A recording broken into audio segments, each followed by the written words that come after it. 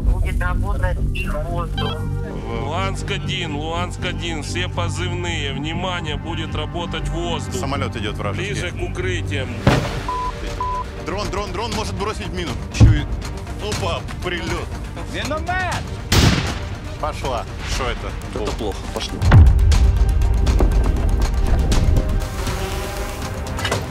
Лево чисто. Жесть, тут такое в квартиру прилетело. Огонь! Вот тело номер 445, веревка и петля на шее затянутая. Пошел, газуй, давай газуй! Пошли выходы сильные. Заходите. Бункер совсем рядом. Реально горит Харьков. Это выходы их, да? Это прилеты. Беги, быстро! Что-то он целится в кого-то.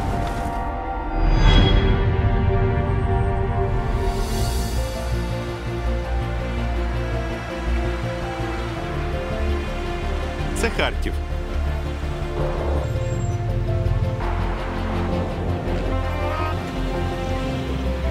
Раніше ми знали його як найбільше місто Сходу України. Центр культури, освіти. Тепер ми знаємо Харків як місто-герой. Пройшов рік із дати завершення блискавичної військової операції – Великого Слобожанського контрнаступу. Ця історія не тільки про харків'ян. Це історія хитрості, Это наши обманочки. сміливості, Мы здесь. Тут дом. швидкості За 5 дней мы сделали то, что они делали полгода. і неймовірних масштабів. Ефект від цього наступу був таким, яким не очікували ні ворог, ні ми. А з чого все починалось? З 24 лютого 22 року пройшло досить часу. І тільки сьогодні ми вперше можемо розказати і показати, з чого почалося повномасштабне вторгнення для Харківщини.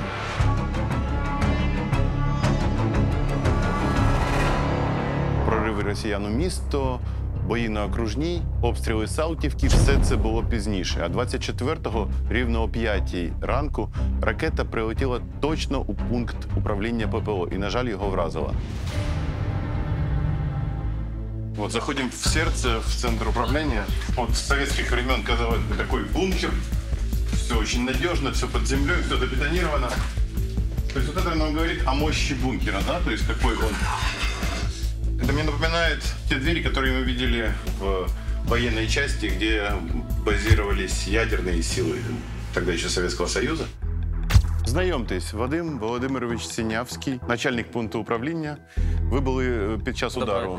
Саме так. Ми всі знали, що якщо, не дай Бог, почнеться війна, перше, що ми робимо, це ховаємося в бункер. Ми були впевнені на 100%, що сам бункер витримає ракетні удари та артиллерийский обстрел. Мы заходим, это командный пункт ПВО, историческое место. И, к большому сожалению, вы здесь можете увидеть, какое смертоносное оружие используют россияне. В перші години ворог завжди старається захватити панування в повітрі. Вони наносять ракетні удари по аеродромам, командним пунктам ППО та зенітно-ракетним комплексам. О 5 годині 05 хвилин почалися обстріли командного пункту. 24 февраля 22 года прилетела именно сюда. И это такая ракета, которая пробила бункер и, к большому сожалению, уничтожила ПВО в этом месте, и погибли люди. Перша ракета прилетіла в автомобільний парк. Там просто всі бокси, всі приміщення розлетілися вщент. Друга прилетіла по командному пункту. Він дуже сильно трясся. У нас почала сипатися в потолок. Було дуже страшно. Чітко пам'ятаю, що пригнувся, чуть ли не на коліна впав. І після третього вибуху був уже прорив в оперзал. Таке відчуття, як будто би було все в замедленій зйомці. Темнота, дзвін в ухах. Дуже довго падаю на пол, упав, мене кинуло метрів на 5 в інший кінець зали. Світло одразу пропало, все було в диму, в пилі. Ударная волна была такой силы, что мы зашли, когда в эти помещения, они были залиты кровью. И мне даже тяжело представить, что здесь происходило. Здесь стены, это стены, залитые кровью. Столы, залитые кровью. Обычно привыкаешь к тому, что когда контузия у человека, ну это просто кровь из ушей течет. А здесь такой силы была взрывная волна, что со слов очевидцев у людей глаза повыпадали. Там загинули люди, на жаль. Да, А скільки людей загинуло? 5 чоловік.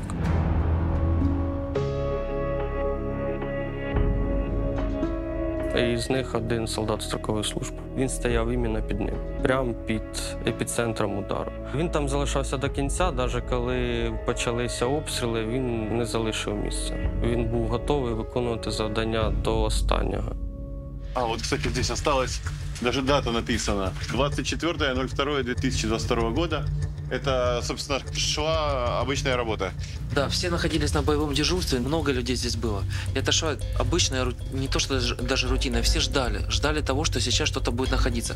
Мы ждали в полях, наши ждали возле границы, ПВОшники ждали здесь, и все ждали того, что это начнется.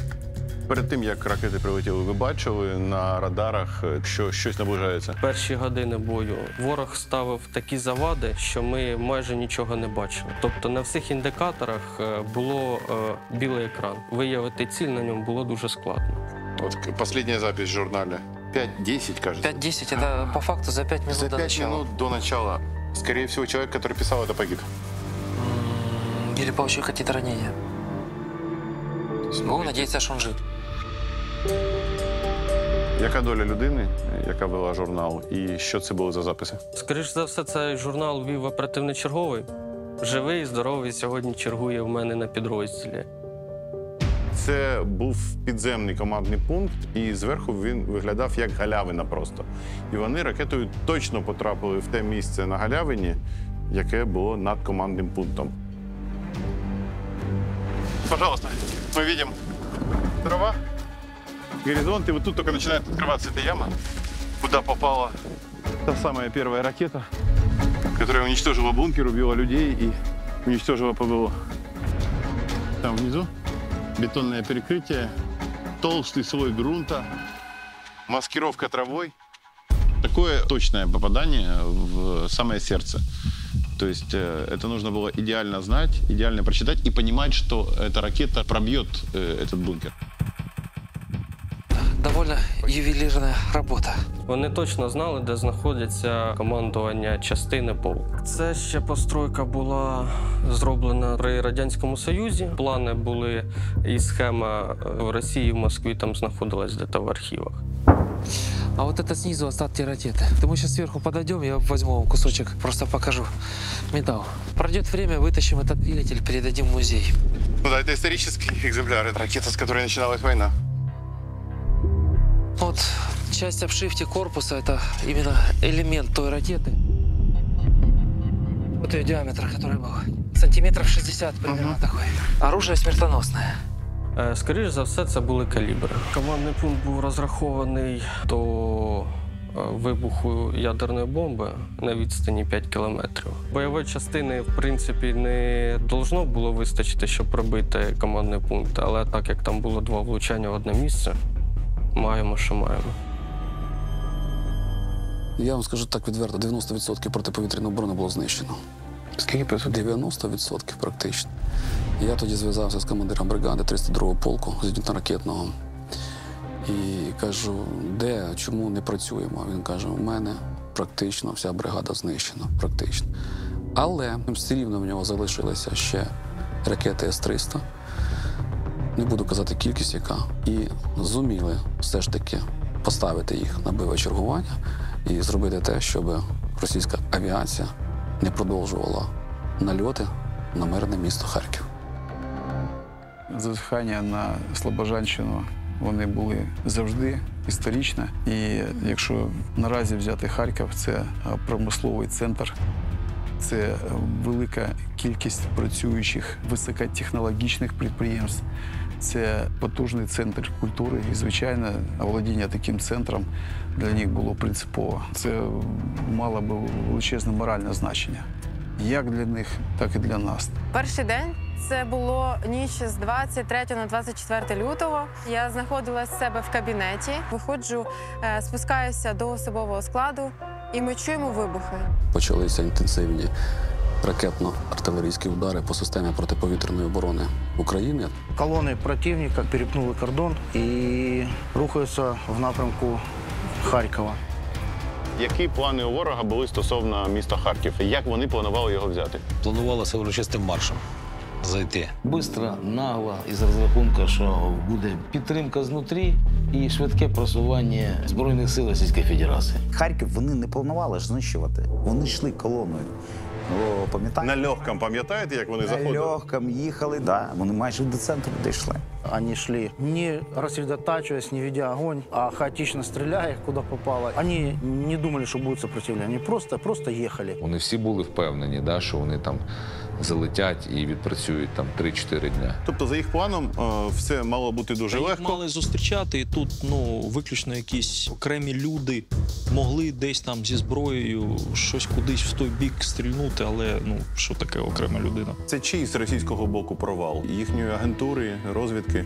За 2 тижні до початку цих всіх подій була одна цікава нарада, на якій в черговий раз почали дискусію, чи все готове, і почалася певна непевненість, що там всі так вже і сильно чекають російських вояків. І було піднято питання, а куди витрачалися кошти стільки років? На наступній нараді всі сказали, знаєте, там все готове, треба заходити. Тобто всі ті кошти, які Росія виділяла на підготовку, на інформаційну? Вони розворовувалися. На інформаційну вони десь ще йшли, на все інше. Вибачте. Харків'яни повели себе більш як достойно, і всі стали до зброї. Тоді оперативно почали всі збиратися, доозброюватися, і все, почалася робота. Я дав команду вогонь на ураження. Задача була це стримати. Вони не очікували супротиву. Вони думали, що вони зайдуть в Харків і будуть зустрічати з квітами, з пирогами, ще з яким... Ні, так не буде. І харків'яни своє місто захищали. І це їх розлютило до болячки. О 5-й годині 5 хвилин командний пункт вийшов з ладу. Ми почали евакуацію. Вийшли ми на 22-й батальйон 92-ї бригади. Ми доповіли, що там є підземний пункт управління захищений. Він пробитий, але там ще є приміщення, які не зруйновані. Ми там були у квітні і знімали, як там була розташована 92-га бригада. Наразі звідти вже всі вийшли, там немає нікого. Для нас находка была вот это помещение, это очень классно. Отсюда делаем управление теми взводами, которые у нас есть в стороне. В данных помещениях находится личный состав, помещение для хранения БК, еды, то есть для нашего жизнеобеспечения вся основа находится под землей. Хороший бункер. Кухня. На всех позициях все сами себе прекрасно готовят. Так, та подсадка, там противник. То есть, используя там оптику, они нас тоже видят прекрасно? Да. Нужно быстренько пройти и подняться на трубу. Хоп. В трубу, вот в эту? Друже, зустрічай! Так, все, пошли.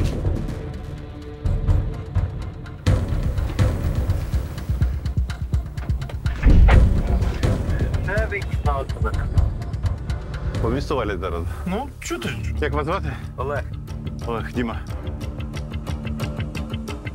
Вот, пожалуйста, отсюда все как на ладони. Мы можем видеть линию фронта. Становится понятно вот с этого наблюдательного пункта, что вот они совсем близко. Километр с небольшим, да? Да, трохи більше кілометрів.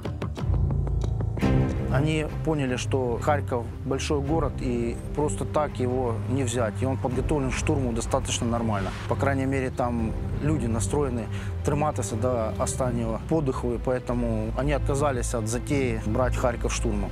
И они попытались его блокировать со всех сторон, сделать наподобие, как во Вторую мировую войну, блокада Ленінграда. Об'їзна, по факту, це була лінія зіткнення. Здебільшого, в деяких випадках вони перейшли окружну дорогу. Ми витісняли їх з цього боку окружної дороги вже.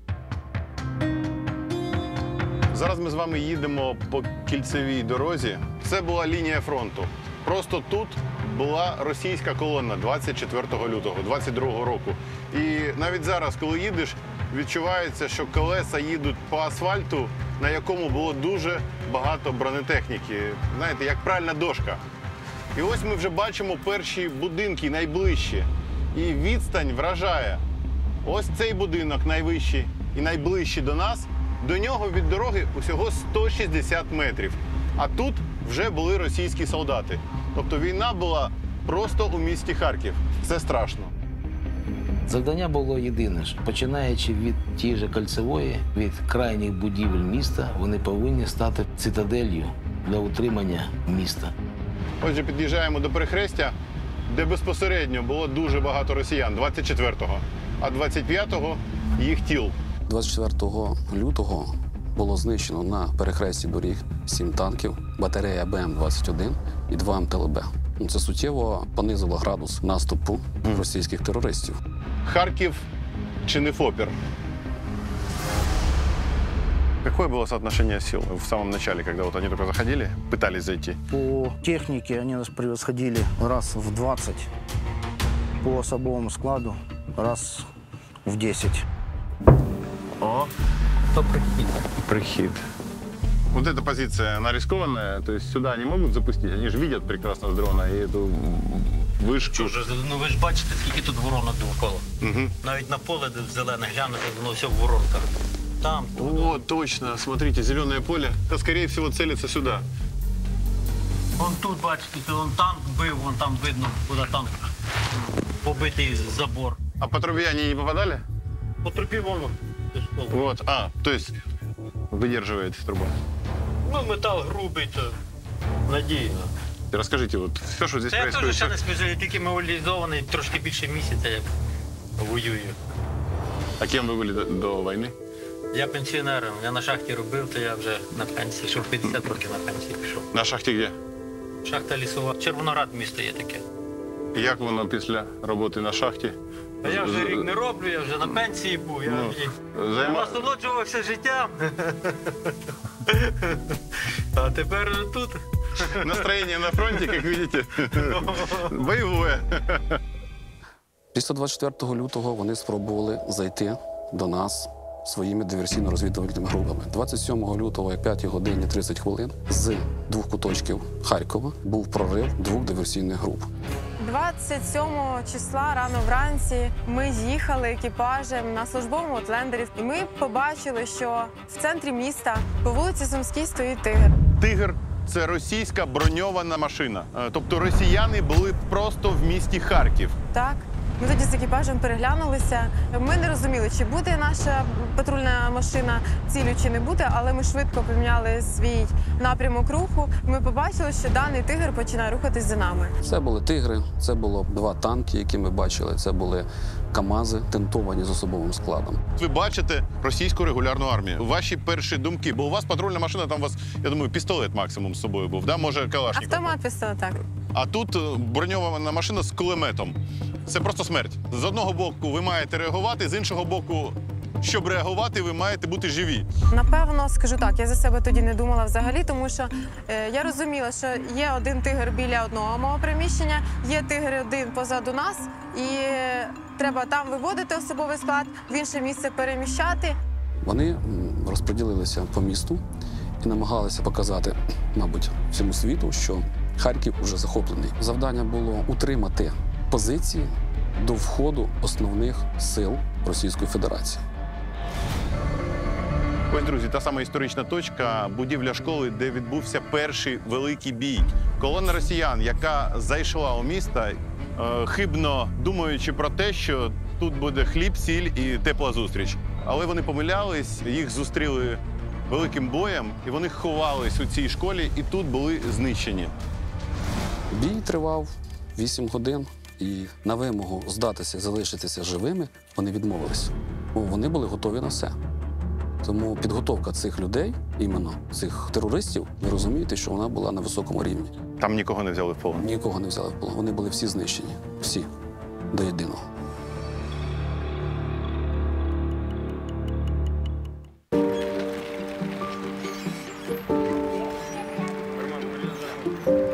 Я бачу що тут вже потрошку життя повертається. Там навіть якийсь янгол, фотосесія, а я пригадую квітень, березень 22-го року, і це було страшно, пусті вулиці. В цілому місто живе та працює. В деяких місцях на вулицях затори в русі. Люди повернулися в Харків і так воно ожило. Тоді було надзвичайно важливо отримувати дуже точну інформацію щодо розміщення ворога. От ми бачимо фотографию с дрона. Позиция, где находится, где танк, где бронетранспортер, где наблюдательный пункт, где окопы, как они расположены, где личный состав, где прячут технику. Все. Все известно досконально, и, соответственно, везде можно прицельно артой. И тем же квадрокоптером, который снимал, можно скорректировать артиллерию. Аэророзведка – это глубина на 30-50 километров в глубину обороны противника. Исходя из информации, которую мы получаем от местного населения, от перебежчиков, от каких-то пленных, мы ее подтверждаем облетами с беспилотника. Рустам Теримович, как заместитель командира роты, он обрабатывает эту информацию и находит мелочи, на которые никто не обращает. Одна лёжка.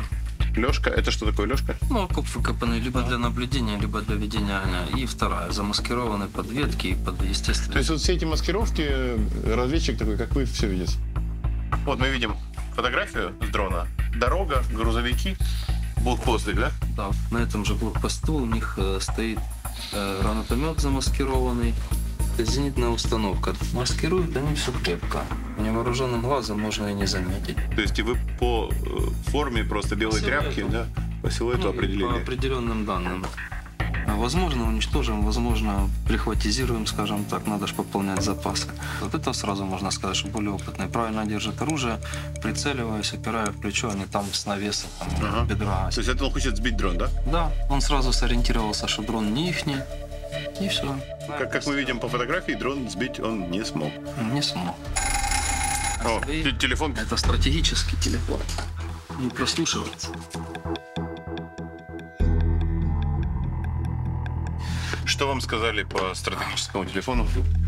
Что у врага взрывается боекомплект. Скорее всего, что после артобстрела попали им в склад боеприпасов. Это вот все еще со времен Союза досталось, да? Это связь внутри вашего комплекса, да? В принципе, да. Очень интересно тем, что нет излучения никакого. Во-первых, нельзя с помощью РЭП или РЭР ее засечь. Во-вторых, очень надежная вещь. И удобно тем, что слышит сразу все посты. 2 додик. Это 2 додика? Да. Ну, людьми их назвать как-то. Вот, пожалуйста, друзья, реальное закулисье войны. Обозначение. 2 додика. Это 2 русских солдата. Я очень хорошо помню тот момент, когда ваша разведка работала, и мы наблюдали за ними, а они наблюдали за нами. Такое необычное ощущение. И меня тогда очень впечатлило, что у вас тогда уже было противодронное ружье. Це просто шок.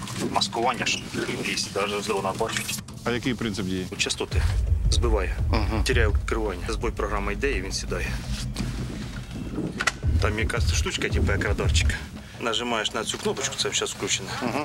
На прицел наводиться і нажимаєш на курок, на спусковий. І він теряє керування. Літовське. Такое дрон-ружье. Антидрон. Антидрон-ружье. Так вони називаються. Следим, да? Да. Прицел. Ага, то есть нужно увидеть дрон, да. Поймать его. Да. И нажимать. И нажимать. Где? Что, курок такой же, да? Да, курок. Ну, можно нажать, ничего страшного немає. Просто как у меня звук поломался. Поломался звук? Ну, типа помеха очень. Помеха была? Можно еще раз попробовать? Вот сейчас давайте посмотрим по камере. Я буду специально нажимать и говорить. 1, 2, 3, 4, 10. Сбивается звук, да? Ну, частоты. Помехи. Вот он дает помехи. Когда сбиваешь дрон, надо нажимать и держать. Нажимаешь, держишь. И тут вже йде війна акумуляторів. Коли сидишь. Около дольше, да? Да. Я сейчас пересматриваю видео, я даже его нормально не смог в руки взять и неправильно держал и целился. То есть это была диковинка. А для бойцов? С начала войны в подразделе бригады уже было порядка 5 дроновых ружей. В каждом подразделении было отделение РЭП. И в нем был именно оператор антидроновой рушницы. Бегали с ружьями и сбивали квадрокоптеры. Яка статистика, скільки дронів? Ну, це 8 штук він положив. Уже 8, да? Да. Ну, ще неізвісно, скільки так, допустим, може в полях осталось. Так. Вот ружье для дрона. Пошли выходы сильные. Это где? Да. Заходите. Бункер. Совсем рядом. Совсем рядом пошли. Что скажешь? Нормально. Все нормально. Пам'ятаєте, ми з вами випадково зустрілись у квітні, у підвалі. Да. Просто сидиш в кімнаті і чуєш витяжка. Просто прильоти С-300 по місту, артилерія, гради. Да.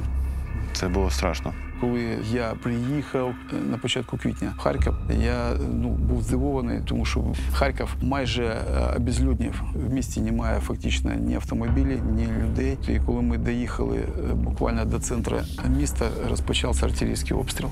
Місто з усіх боків обстрілювалось. Град, смерч, ураган.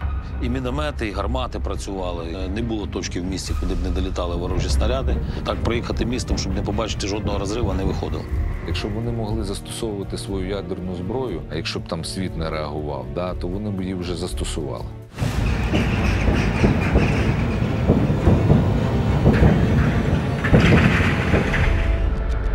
В будь-який момент міг бути обстріл, і люди могли постраждати. Вороги загнали людей під землю. Місто жило здебільшого в метро. Іншої можливості вижити просто не було. Вот видите, сколько людей в метро. Это потому, что идут обстрелы вовсю. Люди здесь очень давно обосновались. Якщо зайти на станцію метро, можна було бачити такий мікроклімат, специфічний на кожній станції. Це окремий світ був.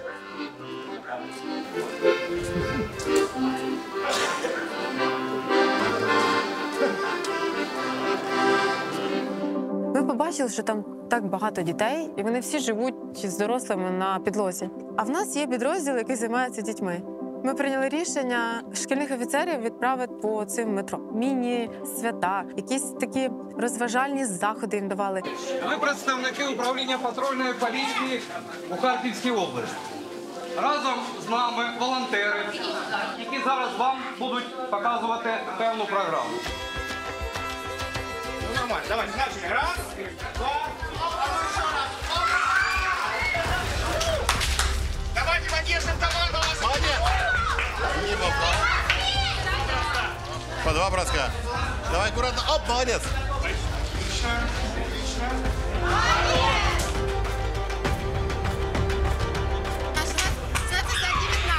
Вы победили.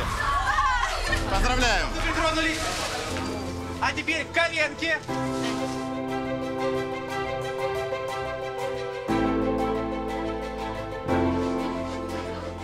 Сегодня один мужчина празднует день рождения прямо в метро. Как вас, мужчину зовут? Богданчик.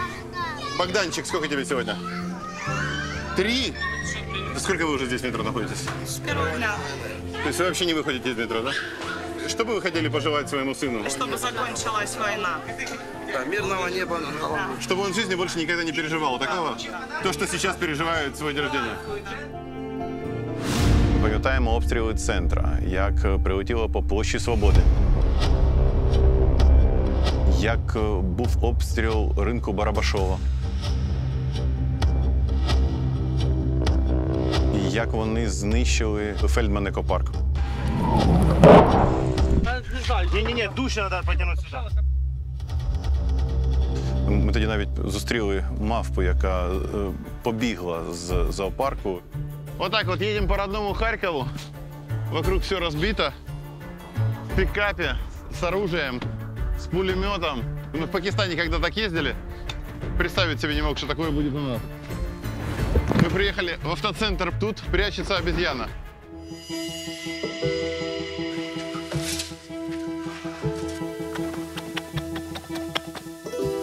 Вот она.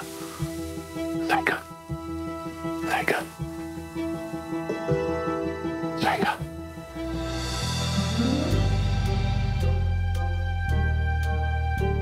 Подходит, так что вы можете... Привет, привет, привет, радость. Привет, радость. Привет. Держи, бананчики давно не ела.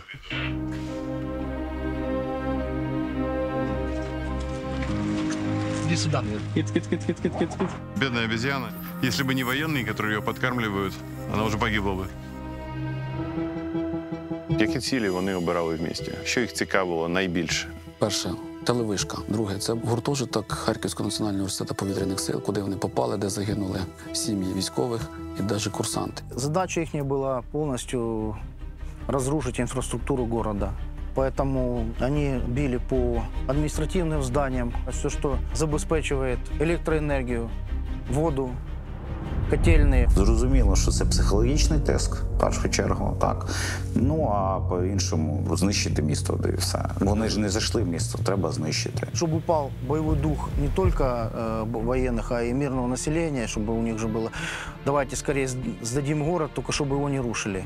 А по практике они не попадали туда, куда им надо было попасть, и попадали по мирным домам, по садикам, попадали по библиотекам, попадали по девятиэтажкам, де на той час жили люди. Але найбільше дісталося спальному району Північна Салтівка. Вот смотрите, Харьков горит просто. Реально горит Харьков. Вот этот квартал, который, он по факту вообще уничтожен. Там ничего живого не осталось. Несмотря на очевидные вещи, которые происходят, и то, что не требует доказательств, вот мы видим, горит жилой массив Харькова. Мы видим, что стреляют с российских позиций. Вот видна отсюда окружная, и видно, что с той стороны, которая оккупирована россиянами, идет стрельба по жилым районам. Но они называют это фейком. Говорят, это все фотомонтаж.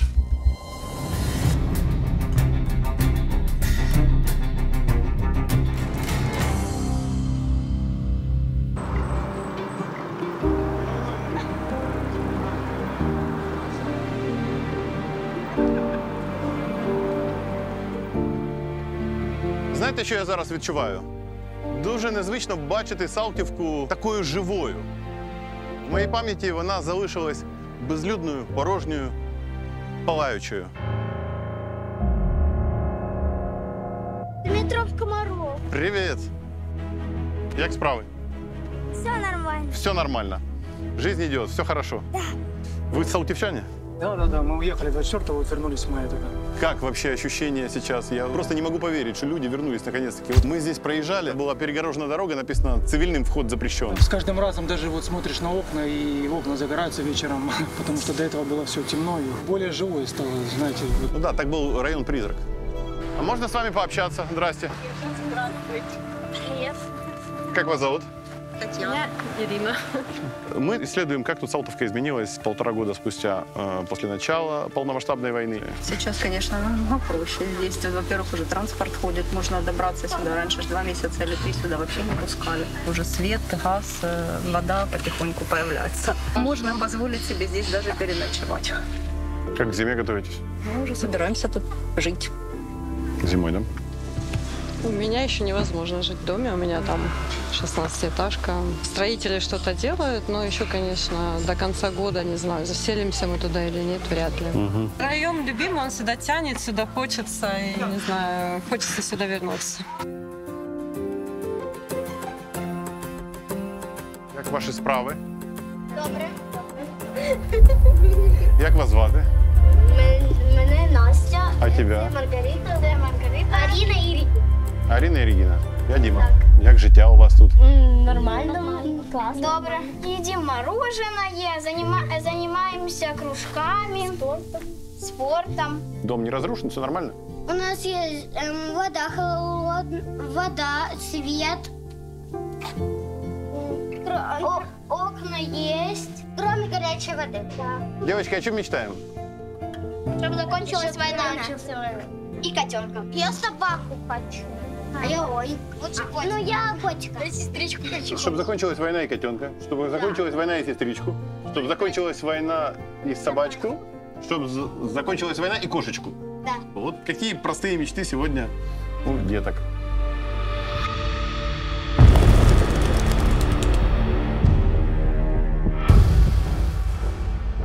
Все эти бетонные мощнейшие перекрытия, они на земле. Машина, которая стояла, придавлена. Причем вот, смотрите, это перекрытия железобетонные. То есть какой силы был удар, что железобетонные перекрытия вырвало. знищувати житловий масив великий з 16 поверхівками, де проживає 400 тисяч мирних людей. Що це було з точки зору їхньої військової тактики? Це ж початок вторгнення, боєприпасів, що у них багато. Вони без проблем стріляли в ту сторону. І все одно, о, давайте сложимо будинок. Танками просто расстреливали те девятиэтажки, которые были в их зоне досяжения. Когда мы зашли на их место дислокации, там бутылок из-под водки было больше, чем боеприпасов. Соответственно, когда танкисты нажрались и пошли просто ради разваги лупить по девятиэтажкам, также их танкисты говорили, когда брали их в плен. Да ну, напились, поехали, решили пострелять. Ёлки-палки. Смотрите, вот что делает прямое попадание. Дома просто нет. Все, дом исчезает. Это что вы думаете? Это бомба была. С 5-го этажа по 16-й просто все квартиры упали. И вот они лежат здесь. Естественно, шансов выжить нет никаких. Опять же, к разговору о том, идти в укрытие или не идти, когда воздушная тревога. И надеяться ли на то, что двойная стена или что-то еще убережет. Вот, пожалуйста, тут не уберегла бы никакая стена. Добрий день. Здравствуйте, Комаровський. Комаровський – це доктор. Ні, Комаров Дмитрій. Да, дуже а то приємно. вас тільки по телевізору бачимо, а зараз вас Ви живо Салтівці? бачимо. Та ось мій дом. І вже живете, так? Вже живемо 16 января, січня. Клас. А ви не бачили? Я розмовляла з російським льотчиком. Ні. Тут він стояв, гад. А ми проходимо, гуляли. А він каже, ви тут проживаєте? Я кажу, тут, в цьому домі. А оце, каже, збаде російський льотчик. Ви хочете йому щось сказати? Який бомбив Харків? Да. Ми перші допитували з бригадним генералом юстиції Мельником, начальником гарнізону, полоненого льотчика. Здивувало те, що він був підготовлений до того, що він може потрапити в полон. Він точно розумів, що робить. Говорю, куди ти наносив свої авіаційні удари? Я бомбив ліса і поля. Я говорю, ну тоді тебе повозять і покажуть зараз, що ти наробив в місті Харкові. І скільки від твого польоту загинуло тут людей. Знизу ж не так, як з неба виглядає все. Коли ці будинки всі розвалені, а це саме він і його льотчики це робили, це геть по-іншому сприймається. Ну я б його готова була вбити, розумієте? І мене б рука не дрогнула, якби можна було. За тих діточок і за всіх на світі. Вітаю вас. Не плач. Ключі оце. Ти шакал руський. А чого він стоїть тут? А його треба підвісити, щоб він висів. А чого він ще стоїть нормально? Мразь от это. Ти хоч знаєш, що ти сюди прийшов взагалі? Ні. Не знаєш? Що ми тобі погано зробили? От тобі що зробила я, наприклад? Що ти в нас, диви, що зробив нам? Від полоненого пілота я почув таку фразу. Нам поставлена задача знищити вас як націю. Я посміхнувся, відповів йому. Ще не народився той воїн, який знищить нас як націю. От моя внучка картошку жарила. І так у вікно як гляне, а від селя летить страсть якась господня. І в цей дом у неї на глазах воно завалилося. Це було страшне. Це удара сильного не було, а пиль страшна. Почему-то снимают все вот этот вот дом. Почему это, интересно, почему? Все дома разбиты. Все разбиты. Да, все дома разбиты. Ну, это туристы снимают этот дом, Вот почему-то он это известный туристы стал. здесь фотографируют. Да. Это фотозона. А так там нельзя делать какие-то веселые снимки, улыбаться и смеяться. Там смерть. А там еще остались? Да, там лежат. Господи, який кошмар. Це дійсно не місце для фотосесій. Це неповага до пам'яті загиблих тут. І тим більш враховуючи, що досі тут знаходяться тіла. Некоректно. Я пам'ятаю саме це місце, коли нам прийшов сигнал, що над нами безпілотник. І, мабуть, ви пам'ятаєте кадри, які були у фільмі «Рік». Безпілотник, йдемо. Безпілотник. До побачення. Все. Тоді це було екстремально. Я просто повірити не можу, що зараз тут їздять машини. І я пам'ятаю, ще боєць ТРО сказав, що якщо ми виїдемо, то прилетить просто по автомійці, бо безпілотник побачить, що там військові, і будуть її розбивати. На щастя, вона ціла. Можна до вас? Можна. Клас. Миють коври, це життя повернулось. Ковры обгоревшие все с домов несутся эти. Несут с домов. Как вас зовут? Виктория. Виктория, очень приятно. А это ваша автомойка? В аренде. А в апреле 22-го она ваша была? Вынуждены признаться, что мы у вас здесь прятались в апреле Я знаю. 22-го. Оба. Вот началось, в общем. Ну, к счастью, мойка уцелела. Мы сюда заехали, не было ни ворот, ни... А вот там висела машина прямо в воздухе. Это что произошло? Как она взлетела? Было попадание, там просто взрывная волна, которая подняла машину. Вот здесь лежала машина, да? Вот Висела. Это? Висела, да, в воздухе. Висела, да. Какие планы у вас? Ничего, работаем, Салтовку будем как-то растормаживать, выбор есть. Пусть как можно быстрее все восстановится. Верим. Пусть. А ось приклад того, як відновлюють. Якщо подивитись зверху, ми бачимо нову цеглу. Це все було взірвано, зараз вже відновлено. І також збоку ми бачимо свіжий бетон. Це теж відбудовувалась вся частина, просто шматок будинку. І зараз будуть змінюватись вікна, люди будуть повертатись, робити ремонти. Ось так відновлюється життя. Здравствуйте. Здравствуйте. Как зовут? Володя. Какую работу делаете сейчас? Окна ставим. Заезжаем 5 бригад, за неделю выставляем все, что можно. Здесь вот мы видим школу, которая полностью разрушена. Тоді було дуже багато інформації в російських ЗМІ, що вони знищують нібито військові бази у школах. І я спеціально проїхався по школах на Салтівці.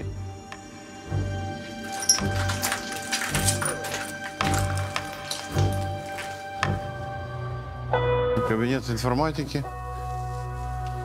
Можно посмотреть, когда был здесь урок, когда последний раз детки занимались. 22.02.2022. Я ощущаю себя как в Припяти.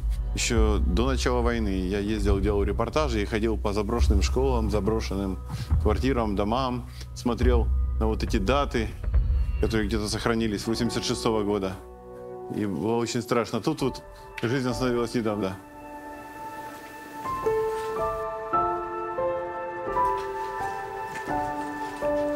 Это вот расставлена посуда, деткам готовили, чтобы 24 февраля они поели, им уже накрывали на стол. Все було підготовлено. Я не побачив там військових баз, об'єктів. Там були просто знищені класи шкільні, бібліотеки і пустота. Мы видим Толстого, Достоевского, Лермонтова, Пушкина, тех писателей, которых они называют своими. И тем не менее, они разбомбили эту школу, этот клас. Вони думали, що ось там очаговий якийсь спротив. Зараз ми його знищимо. Накидали туди з реактивної артилерії в той район. О, это в школе хранятся... Что это? Ну, осколок от градины. Такой вот. Ну, это еще и не самый большой осколок. Гради по школі. А чому школа погана база? От, до речі. Школи радянської забудови, які здебільшого по Харкову у нас знаходяться, не підходять для того, аби там розміщати живу силу свою, війська. Взагалі не підходять, тому що вони пробиваються будь-яким снарядом, більш-менш калібру, там від 120-го і далі, вони вже пробиваються. Прошила крышу полностью. Казалось бы, такое бетонное перекрытие невозможно прошить. Элементарно прошивает. Тут, видите, вообще стена упала на лестницу. Мінімальне попадання і буде максимальне ураження особового складу. Саме тому школи ніхто не займав. А як взагалі обороняти такі великі житлові масиви, як Салтівка? Там 400 тисяч населення було до повномасштабного вторгнення. Ну, це місто. Обороняти дуже просто. Чим краще закопався, тим найкраща оборона. Бій йшов в траншеях, які викопувались прямо там на місці. Наша боевая стена. Отсюда, если в случае, если будет с той стороны идти пехота, 2 пристрельных точки для РПК, то есть ручного пулемета, автомат Калашников. От це пост територіальної оборони. Я особисто бачив, як на Салтівці ставили опудала з дерев'яними автоматами, наприклад. Это наши недосолдатики, скажем так. Обманочки такие. Були свої назви у кожного підрозділу цих манекенів. Десь там він Жорик називався, десь він там Ваня називався. Я вам скажу, і зараз такі трюки використовуються багато де. Наскільки це ефективно? Більшість розвідданих вони отримували від проведення повітряної або космічної розвідки. Зрозуміло, там відрізнити зверху, це жива людина або манекен, досить таки важко. То есть это запутывает противника, да? Если он издалека подходит или снайпер целится, чтобы сбивать солнце, да? Запутывает по-своему, да. Давайте зайдем к нам. Давайте. Бажаю здоровья.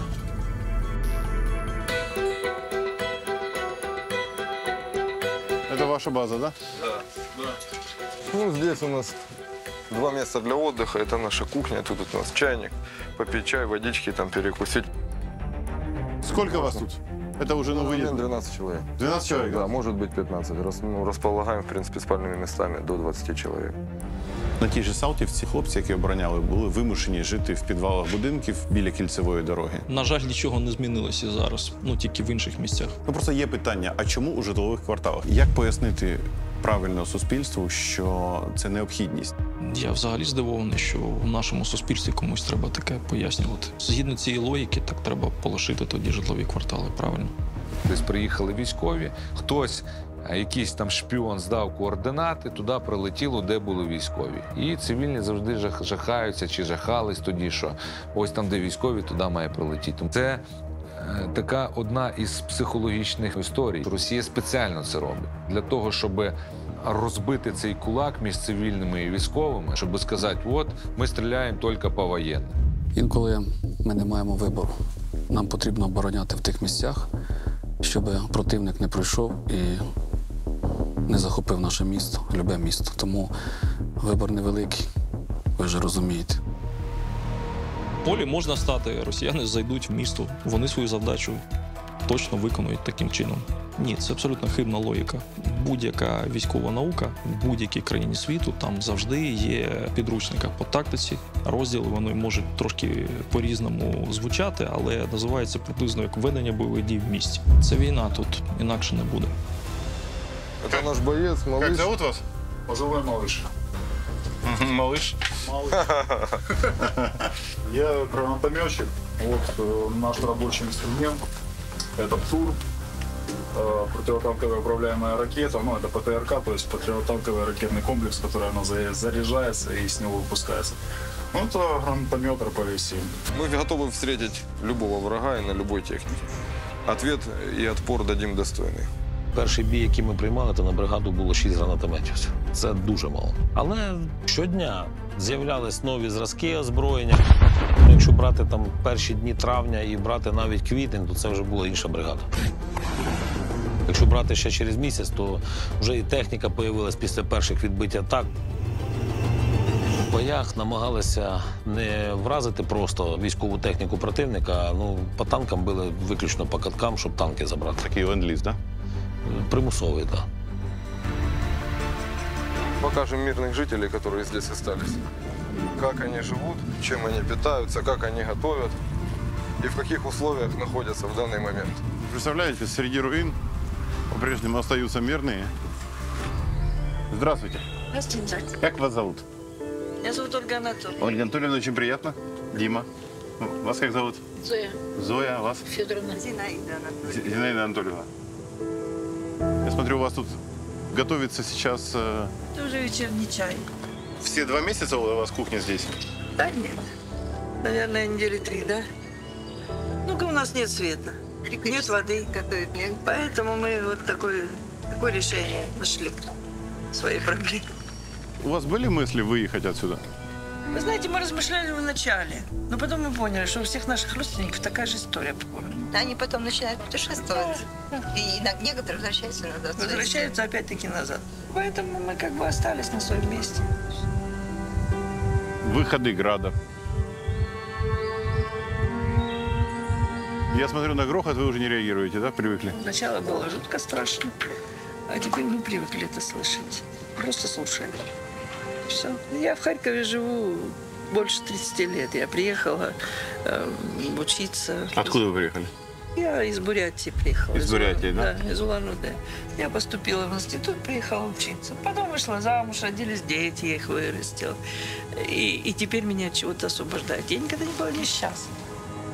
Російська Федерація сподівалася на те, що російськомовне населення, харків'яни, мабуть, сприймуть вторгнення в Україну і підтримують цей терористичний режим Путіна. Вони насправді вірили, що Харків – російське місто, яке просто чекає визволителів. Це реальна правда. Харків – це, я думаю, один із самих щирих українських городів, які тільки є. Какие ваши планы дальше, если затянется вот эта ситуация в Харькове? Будете здесь? Я знаю, что это будет. Понимаете, мне скоро 70 лет. Как бы основную свою задачу я выполнила. Я родила детей, я их вырастила.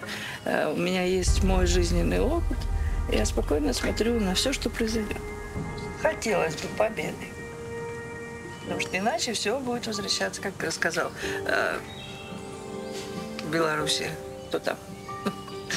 Лукашенко. Лукашенко, да. Что надо вернуть все вот границы Советского Союза. Мы уже сколько лет живем без Советского Союза? Мы изменились настолько, что мы уже не сможем туда войти. Понимаете, мы изменились просто. Хотя сначала мы проснулись в суверенном государстве, нам было неловко. А потом же все изменилось. По крайней мере, наше поколение, оно уже адаптировалось. Наше поколение. Условиям. А те, которые родились и выросли в новое время... Им уже все равно, вообще все равно. У них 2 языка в запасе, 2. Русский и украинский без проблем. Постарайтесь победить. Вот просто постарайтесь победить. Потому что на самом деле я понимаю, что только весь мир, собравшись, может сделать так, чтобы это государство, огромное государство, Российская Федерация, наконец распалось. По-моему, сейчас такой момент, когда это уже необходимо. Оно угрожает миру.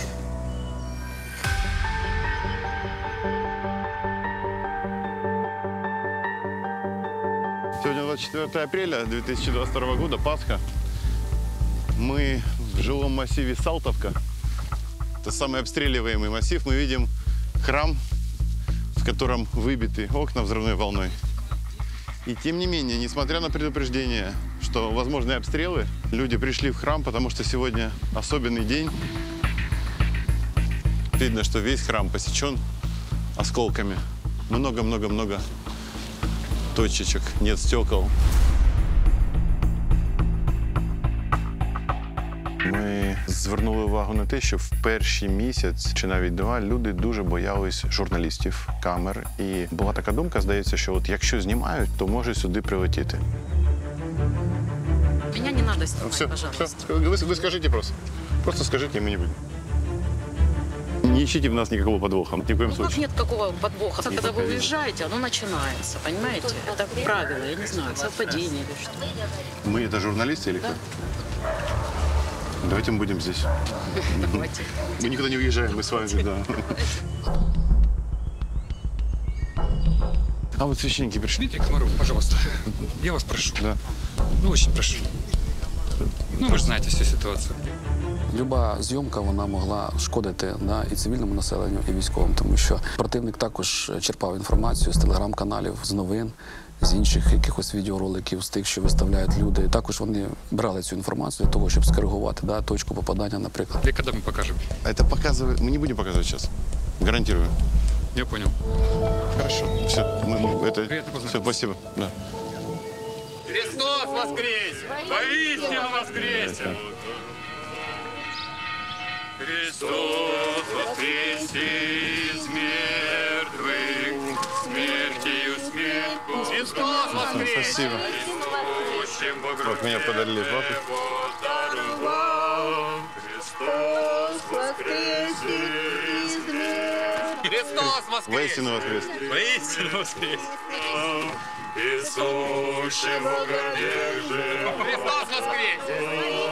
Воскресе! Христос воскресе из мертвых. Спасибо вам большое. Спасибо. Вот. Несмотря на то, что сегодня угрожали минометным обстрелом, здесь, в храме, в районе, который обстреливается больше всего, люди все равно вышли, посвятили Пасхи, яйца, вот мне подарили.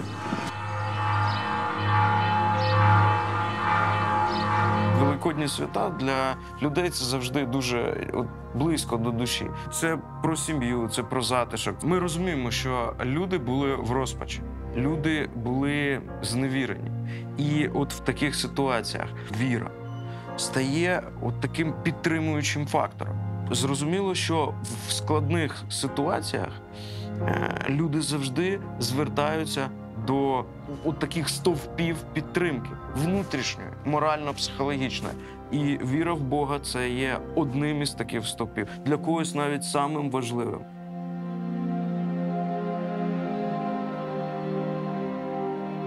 Просидеть столько времени дома. Это только сегодня, благодаря немножко затишья, как вышел в церкви посвятить.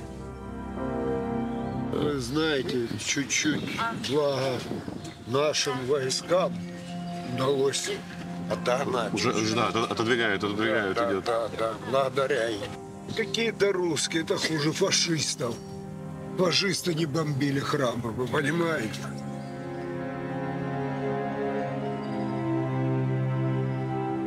А садики страдают, школы, больницы.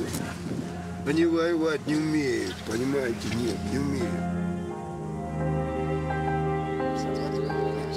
Это варвары, что тут творят. Скоты, слов нет. Вы где живете? На Салтовке. Дети уехали. Внучек жалко, понимаете, болит. Одной 3 годика, второй 14. Хуже фашистов. Що не творять. Це всесвітній позор. У Росії це всесвітній позор. Ти в 10 разів більше своїм потенціалом нападаєш на слабку країну, яка, в принципі, тобі не загрожує. Забираєш у них землю, вбиваєш людей. По беззахисній Україні кидати кожен день по 10-20 там ракет і стріляти по магазинам і по якимось торговим центрам. Просто щоб тримати в страху і розказувати, що от ми зараз побіждаємо. Ну, Росія, якщо хоче, може напасти на Китай. А чого? Тому що можна вихватити. Правильно. А на Україну можна, тому що Україна здачі, вони так думали, Україна здачі не дасть. Мы подходим к храму Георгия Победоносца. В храм, видно, что-то прилетело, есть осколки. Здесь открываются люди, молятся люди. Трудимся, цветочки садим. Да, я смотрю, у вас такая порядок делаем. Красотища. Тут такая цветы, тюльпанчики, нарциссики. Вот разворачивается камера, здесь попадение мины прямое. Вот здесь мы разворачиваем камеру и видим 16-этажку. Прямое попадание. Здесь тревожно. Вот здесь едешь даже и все время оглядываешься, потому что прилетает везде, в любую секунду. Как видите, вчера вот прилетело осколками посекло. А вот все. Это вчера? Это вчера. Благодарю Господа, что в это время все люди у меня были в Нижнем храме. А вот сюда прилет был, машину отбросило. Это прихожан, да? Да, а потом на следующий день опять сюда прилетело. А в эту же воронку? Да. Подождите, говорят, в одну воронку снаряд 2 раза не падает. Падает. Идемте в храм. А люди находятся в нижнем пределе храма. Мы с людьми там и кушаем, и живем там, и молимся. О, вы прямо поставили кровати, да? Ну, а как?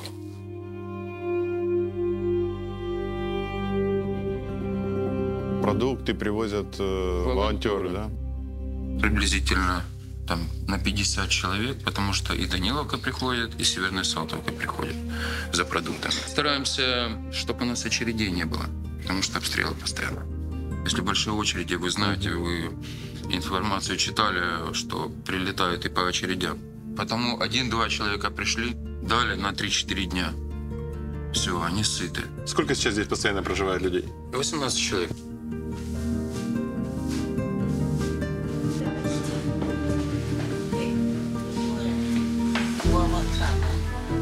Сейчас дам молоко, мам. Здравствуйте. Здравствуйте. Как зовут вас? Нина Михайловна.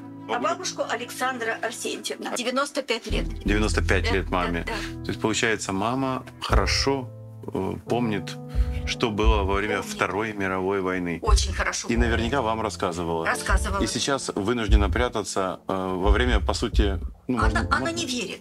Она просто не верит. Как это? Какая война? Слышит, конечно, выстрелы и понимает, что действительно война. Берегите себя, пожалуйста. Спасибо, Господи.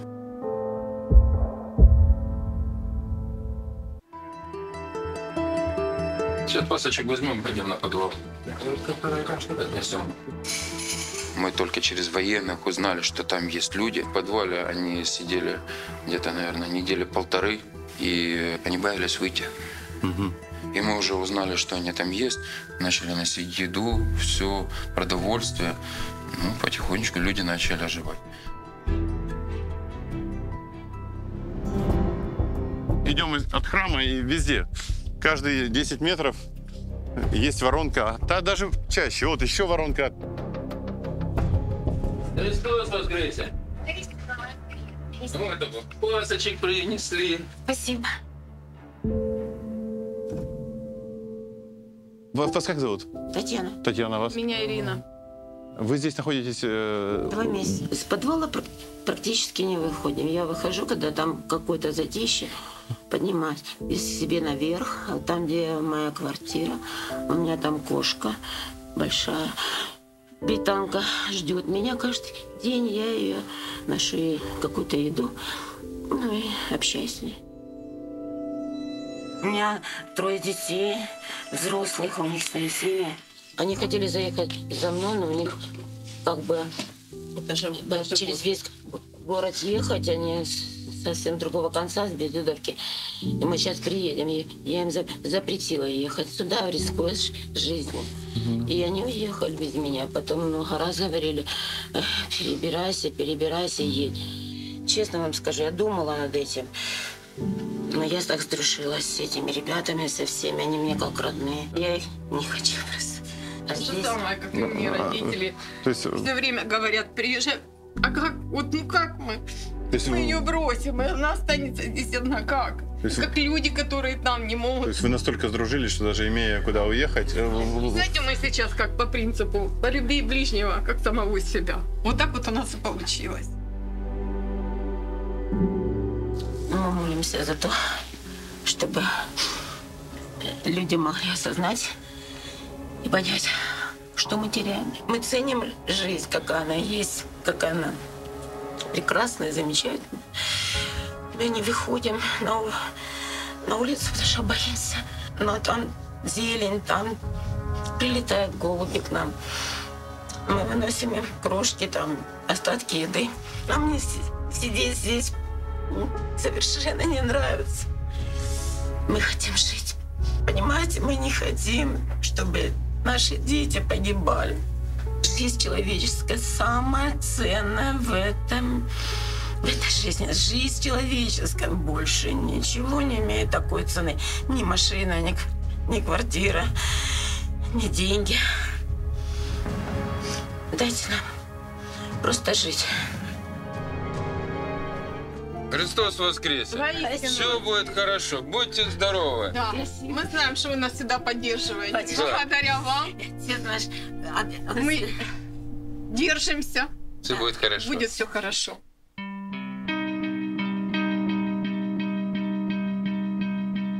Пасхальный день во время войны подходит к концу. И сейчас еще, конечно же, рано говорить, что, слава Богу, что все обошлось. Но все больше всего опасались, что на Пасху будет обстрел мест массового скопления людей возле храмов. К счастью, утром во время служб этого не произошло. Но сейчас я хочу завершить этот день очень необычно. Вы увидите, что патрульная полиция занимается не только охраной правопорядка, патрулированием улиц, не только волонтерскими делами во время войны, но еще и глобальными миссиями. Сейчас вы увидите, чем. Христос воскрес! Слава Україні! Героям слава! Да, у нас зараз дуже відповідальна місія.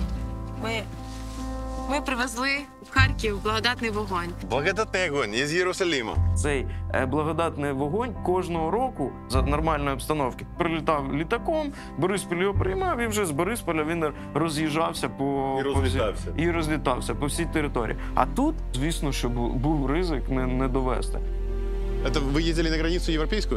Спочатку він прибув до Польщі, потім його супроводили на кордон, передали патрульним поліцейським, і ми отак от його через всю державу довезли. З Волинської області екіпажі патрульної поліції везли цей вогонь і передавали іншим екіпажам в іншій області. Розвозили по своїй області і передавали на межі з областю, передавали іншим. І якщо говорити про безпосередньо вже прифронтові міста, то там це доручалося вже саме нашим бойовим групам, тому що на деякі частини ми не могли направити звичайний екіпаж. Тому всі області, всі міста, куди ми могли дістатися, отримали цей благодатний вогонь. І наразі ми бачимо, що він доїхав, він у Харкові. Ми його передали в церкву, ми передали його бригаді, яка боронить Харківщину. Ми це зробили для того, щоб принести надію в регіон. І я дуже вдячна, що мені випала така почесна місія. Для нас це стало якимось таким уособленням віри, не тільки там от релігійної віри, да, а ще й віри в стійкість, в наших людей і в нашу перемогу. Мне дочь прислала очень красивый стих «Нам некуда бежать». Я, когда его читаю, все время плачу. Если вы хотите, я плачу. Конечно, хотим. Извините, у меня голос не совсем. Я без очков, но я все равно прочитаю. Я читаю его как молитву. Теперь у нас в приоритете жизнь. Не новенький ремонт и не айфоны. Мне ангел шепчет: ты не плачь, держись. И рады мы звонку по телефону. Теперь у нас в приоритете день. Проснуться поутру. Вот это счастье. Теперь звонить семье уже не лень. Не огорчает за окном ненастье. Теперь у нас в приоритете час. Спокойный, тихий, что без обстрелов. События войны всех изменили нас. Забыли все, что раньше мы хотели. Теперь у нас в приоритете ночь. Без выстрелов, без пушек и без градов. Друг другу всем пытаемся помочь. Нам поступать всегда так было надо. Теперь у нас в приоритете Бог. И день, и ночь во тьме к Нему взываем. Не раз Он человечеству помог. И только на Него мы уповаем. Вот эта война в таком глобальном смысле, как вы думаете, зачем она нам Богом дана? Вот для чего-то же она дана? Не просто так все в жизни. Мы переосмыслили все ценности. Мы сплотили народ. Мы сделали одну из сильнейших армий мира. С нами практически все страны европейские считаются, потому что мы доказали, что мы страна, которая держит свое слово, которая может собраться в трудную минуту, сплотиться и дать отпор любому врагу, даже самому сильнейшему и самому коварному. На мою суб'єктивну думку, Харків вистояв завдяки єднанню, бо сили оборони, прості мешканці, поліція, волонтери, всі були єдиною родиною. І я пам'ятаю, як військові роздавали зв'язок, патрульні розвозили їжу. А что тут? Для малышей. Для малышей. Детское питание для малышей. А у нас эти внучата. На 2 года, да, давайте, безмолвите.